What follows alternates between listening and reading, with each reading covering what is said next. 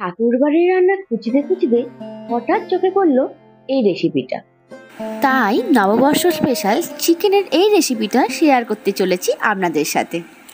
পাপড়ির লাঞ্চ বক্সে সবাইকে স্বাগত জানাই। যদি আজকের রেসিপি ভালো লাগে চ্যানেলটিকে সাবস্ক্রাইব করতে ভুলবেন না, আর তার সাথে পাশে থাকা বেল আইকনটি প্রেস করে রাখুন। আজকের রেসিপি হলো চিকেন শাহী কোরমা। পুরনো রান্নার মধ্যেই আছে নতুনত্বের ছোঁয়া, তাই ঝটপট করে আমরা দেখে নিই কিভাবে বানানো যায়। প্রথমেই আমি কি কি লাগবে একটু দেখিয়ে দিই। রসুন 2 কোয়ার মতো, একটু ধনেপাতা কুচি, কাজু 3-4টে, একটু কিশমিশ, একটু গোলমরিচ গুঁড়ো 1 চামচের মতো, আলমন্ড বাদাম এখানে 10 টাকা পাউডার নিয়েছি, একটু আলমন্ড বাদামটা এখানে বেশি লাগবে। আদা নিয়েছি এখানে 25 ইঞ্চির মতো, 2 থেকে 3টে কাঁচা লঙ্কা, আর এখানে আমি 250 গ্রামের মতো পেঁয়াজ কেটে নিয়েছি। 750 গ্রাম আমি এখানে চিকেন নিয়েছিলাম, আর এখানে 250 গ্রাম পেঁয়াজ লাগবে, আর 1টা কি 2টো পেঁয়াজ আমার পরে বাটার জন্য কাজে লাগবে। এখানে আমি 50 গ্রামের মতো দই আমি ভালোভাবে ফাটিয়ে নিয়েছি, যাতে দই দেওয়ার টাইমে কেটে না যায়। আদা বাটা আমি এখানে করে নিয়েছি। প্রথমে চিকেনটা ভালো করে ধুয়ে জলটাকে ঝেড়ে আমি আদা বাটাটা দিয়ে দিলাম। 3 থেকে 4 চামচের মতো আদা বাটা দিয়েছি। তারপর দিচ্ছি রসুন বাটা। রসুন বাটাটা কিন্তু এখানে একটু বেশি পরিমাণ লাগবে আদার থেকে। আর দিলাম সামান্য পরিমাণে গোলমরিচ গুঁড়ো। আজকের এই ঠাকুরবাড়ির রান্না আশা করি সবার ভালো লাগবে। কত ভিন্ন স্বাদের ভিন্ন রকমের এই রান্না, না দেখলে আপনারা বুঝবেন না। রান্নাটা দেখুন আর আমার চ্যানেলটিকে সাবস্ক্রাইব করে যান। ফাটানো দইটাকেও আমি পুরো দিয়ে দিলাম, আর 1টা বা 2টো কাঁচা লঙ্কা একটু ভেঙে দিয়ে দিচ্ছি। 1/2 চামচের মতো গুঁড়ো লঙ্কা আর খানিকটা পরিমাণ কাশ্মীরি লাল লঙ্কা গুঁড়ো দিয়ে দিলাম। ব্যাস, এই সমস্ত উপকরণগুলো দিয়ে ভালোভাবে আমি চিকেনটাকে মাখিয়ে রাখবো।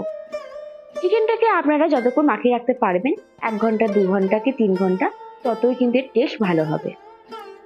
আমি এখানে 45 মিনিটের মতো চিকেনটাকে মাখিয়ে রেখে দিয়েছিলাম। ঢাকা দিয়ে দিলাম। 50 মিনিট পর এসে আমি এটা কড়াই বসিয়ে দিলাম। খানিকটা সর্ষের তেল আমি দিয়ে দিলাম। প্রথমেই আমি পেঁয়াজগুলোকে বেরেস্তা হিসাবে ভেজে নেব, একটু বেশি লাল লাল করে ভাজবো। আমি এই সমস্ত পেঁয়াজগুলোকে ভেজে পরে আমি একটু মিক্সিতে বা শিলে ভালোভাবে বেটে নেব।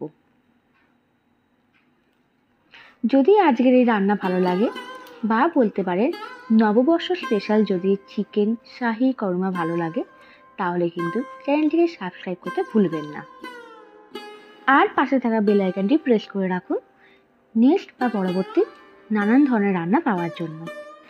এরপর আমি ওই তেলের মধ্যে কিছু গোটা মশলা দিয়ে দেবো। কী কী লাগবে: 2টো শুকনো লঙ্কা, 2টো তেজপাতা, লবঙ্গ, এলাচ, দারচিনি, তার সাথে জায়ফল, জয়িত্রী, আর সাদা ও কালো গোলমরিচ।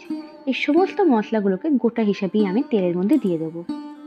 তেল থেকে যখন খুব সুন্দর একটা গন্ধ বেরোবে, এই সময় আমি আগে থেকে ম্যারিনেট করে রাখা চিকেনটাকে দিয়ে দিলাম। এই চিকেন তৈরি করার টাইমে কিন্তু বারবার একদম লো ফ্লেমে ভালোভাবে কষাতে হবে ঢাকা দিয়ে দিয়ে। আমি প্রথমেই ঢাকা দিয়ে দিয়েছিলাম, দেখুন একটু জল বেরিয়ে গেছে। আমি আবার ভালোভাবে কষছি। এই কষার টাইমে আমি 2টো জিনিস অ্যাড করব। ছোটো চামচে 3 চামচের মতো এখানে নুন দিলাম। এখানে কিন্তু আমি কোনো হলুদ ব্যবহার করিনি। আর 1.5 চামচের মতো এখানে ধনে গুঁড়ো দিলাম। আপনারা চাইলে এখানে ধনে বাটাও দিতে পারেন, মানে গোটা ধনে কিনে এটাকে বেটেও দিতে পারেন। ভালোভাবে আমি মিডিয়াম ফ্লেমে কষতে থাকবো। দেখুন একটা তেল বেরিয়ে গেছে।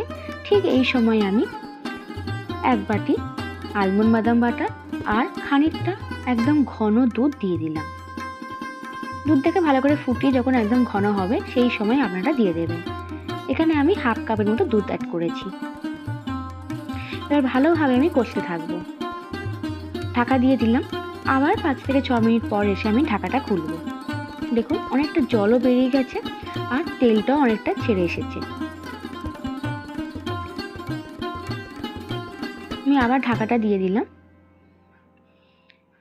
আরও 5 থেকে 6 মিনিট পর এসে আমি ঢাকাটা তুলছি। এই সময় আমি আগে থেকে বেটে রাখা পেঁয়াজটা দিয়ে দিলাম। যে পেঁয়াজটা আমি ভেজে রেখেছিলাম সেই পেঁয়াজটাকে আমি বেটে নিয়েছি, একদম জল ছাড়া বেটেছি। আর আমি দিচ্ছি খানিকটা টক দই, 4 থেকে 5 চামচের মতো এখানে টক দই অ্যাড করলাম।